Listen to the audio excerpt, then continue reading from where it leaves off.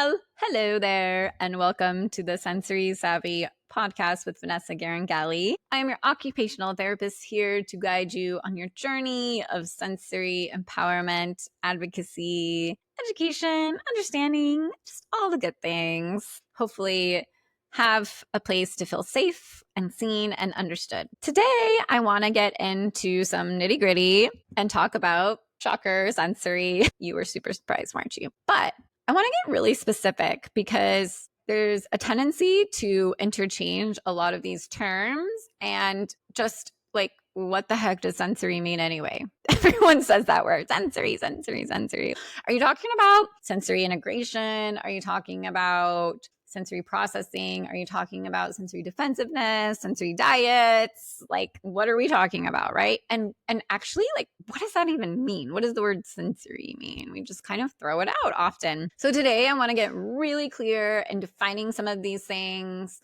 going over what some of these concepts are in a general sense, so that if you are stepping into your IEP meetings or you are just trying to get clear in your own understanding so that you can educate and advocate, then you really need to be solid and know what you're talking about in these definitions. So this is hopefully in preparation for you to feel really empowered and really confident so that you can go out into the world and tell everyone about sensory processing. So let's start with, what is sensory processing anyway? And so for the sake of this podcast, I'm really going to be focusing on sensory processing as the process, wink, wink, that we are always doing with our senses, right? Our body is amazing and beautiful. We have multiple senses, which we're going to get into the specifics, that are constantly looking around, hearing, doing all the things around our environment, taking in this information from our senses, sending them to our brain, our nervous system, and it's going, burp, burp, burp, burp, burp, burp. Let me help you with this information. It's going to filter it out. It's going to interpret it. It's going to say, ooh, we don't need to pay attention to that. Let's just put it in the back. Ooh, focus on that. That's important. Ooh, that could be dangerous. Let's for sure focus on that. Ooh, that feels good. This feels safe. All of this information is coming in and our brain is like, what are we going to do with it? This is happening like all the time, guys, constantly, most of it subconsciously, right? It's a beautiful, beautiful thing. However, with some of our children, some of us, all of us have different thresholds and different ways of processing this. Sometimes our brain is like, ooh, I didn't know that that was a thing that you wanted me to focus on. So maybe it didn't hear the important thing, right? Again, we all have different ways of taking in this information and processing it. Let's go over our senses. You probably heard of like the main five, right?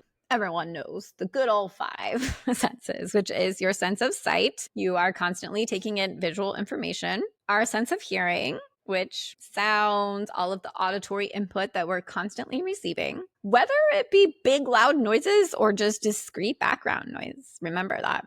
Our sense of taste. We're constantly tasting new foods. We can interpret that different. Things can be yummy to me and gross to you.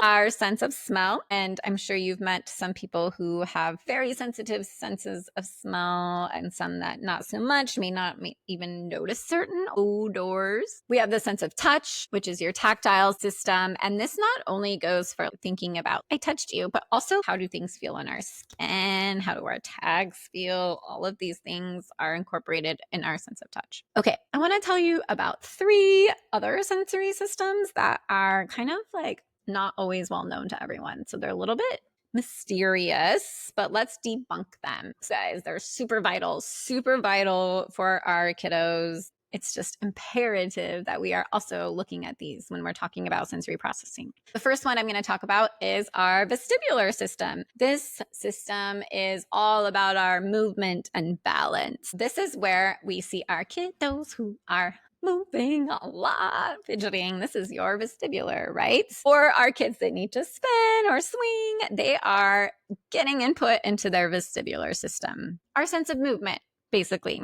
The next system is our proprioceptive system. This is really our body awareness. How do we know where we are in space? How do we know to feel grounded? How do we know how hard or soft to pull something. The way that we get input to this is pushing or pulling to the joints. The last system that is a little mysterious is the interoceptive system. This system is all about communication to our internal organs and our kind of conscious self brain, right? How do I know when I'm hungry? Ooh, I feel like a rumbling in my stomach. I feel that my body is going, I'm hungry, right? It's telling me. What about temperature? I need to know that, ooh, it's so cold outside. I better get a jacket and put it on. But if I'm not feeling those things, what if that disconnect from my body isn't there telling me I'm hungry? Or what if that disconnect from my body is not telling me that it's cold outside and I go out in my shorts and I'm literally not feeling the temperature? Then there's a disconnect. Something needs to be looked at in the interoceptive system. It's that communication between what's going on in our internal body, internal organs, to our more conscious brain that is like, okay, let's do something about that information. Those are our sensory systems. We talked about sensory processing. What the heck is sensory processing? We talked about the different senses that there are. There are 8 in total, not just 5, 8. Remember that? There's a couple other terms that I just want to let's get defined here. Is sensory diet. This is, in my opinion, a little bit of an outdated term, but it was very well known and very used, and we were prescribing sensory diets left and right. And what that really means is an occupational therapist was working with a team, a student, the family, and giving a really set list of strategies, activities, things to implement to help a child be more regulated, giving them ideas for sensory input, modifications, etc. I don't love that word, sensory diet. I just don't like the word diet in general. We've really kind of moved away from that verbiage. I feel like as a profession, what I really want to promote that you can take with you is sensory lifestyle. A sensory lifestyle to me is very inclusive and embedded throughout our day. It's just something we incorporate all the time. It's just our way of living. We are constantly thinking about the sensory world, how it's impacting our students. We are constantly filling them with really rich experiences or maybe very specific activities during the day to help with regulation. Adapting the environment is a huge one, right? But this is our lifestyle. It's not just something I do once before circle time. It's not just something I do once before bedtime. This is our lifestyle. This is what my child needs all the time. This is who they are. I really feel like sensory lifestyle is when we gotta promote it and really advocate for.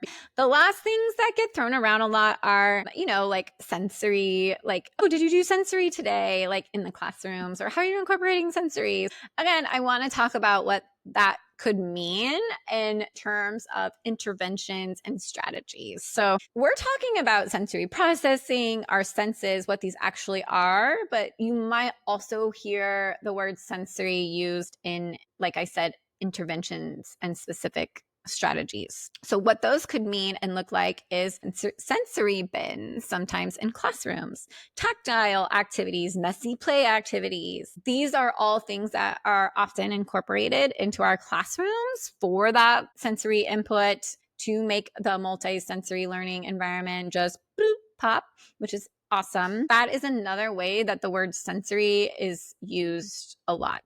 Again, it's also used to encompass tools, like specific physical tools. So, I need some sensory stuff. Okay. And that could mean I need a fidget. I need a weighted lap pad. I need a seat wiggle cushion. I need noise canceling headphones. Those are specific sensory tools that we can use, as well as activities and specific strategies.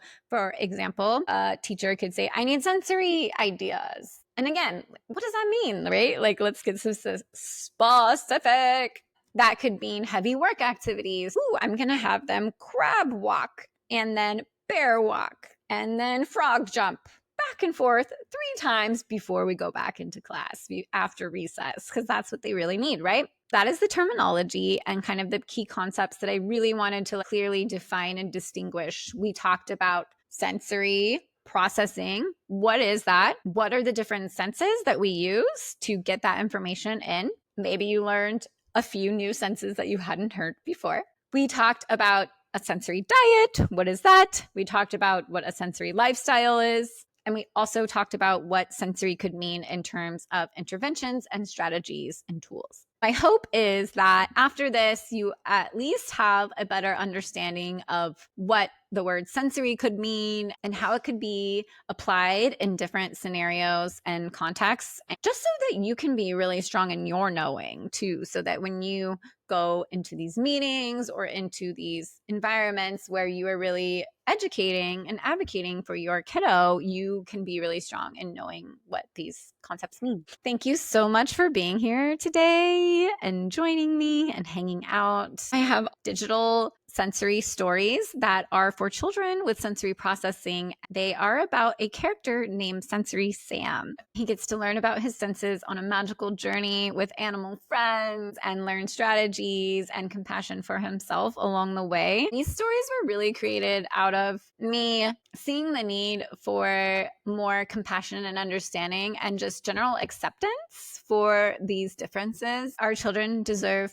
to have that delivered in a really beautiful, fun way. So these are my digital stories, a gift for you. There is a Sensory Sam one where he learns about what is sensory and why he is different or why he feels different. There are 2 stories included, a home strategy story for your bedtime challenges and also a circle time one for school. Please go to my website. There's also a link below that you can grab them as well and share. Be on the lookout for our membership. Our membership is opening this summer. We are so excited. I'm going to be inviting members to join in so that they can be supported on their journey, get lots of information, and really be in a container where they feel held and understood and have just all the resources at their fingertips. So stay tuned for that. And thank you again. And we'll talk to you soon. Bye.